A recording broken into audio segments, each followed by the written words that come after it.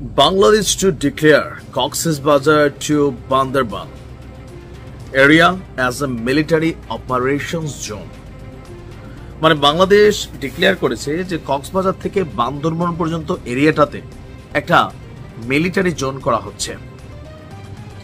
এমন খবর যখন ভারতের গণমাধ্যমে আসে, স্বাভাবিকভাবে ভারতের আমজনতা একটা টেনশনে পড়ে যে বাংলাদেশ আসলে কি করছে। এমনকি বিশাল এক ফিচার বাংলাদেশ সেনাবাহিনীকে নিয়ে জড়িয়ে ভারতের গণমাধ্যম নর্থ ইস্ট নিউজ, তারা যে নিউজটা করেছে সেখানে বলা হয়েছে যে আপনার প্রতিবেদনটিতে বাংলাদেশ সেনাবাহিনী সন্ত্রাসী বা বিচ্ছিন্নতাবাদী গোষ্ঠীকে সমর্থন দিচ্ছে। এই ধরনের ইঙ্গিত দেওয়া হয়েছে যে একেবারে ভিত্তিহীন, অসত্য এবং এক ধরনের বিদ্বেষপূর্ণ অপপ্রচার।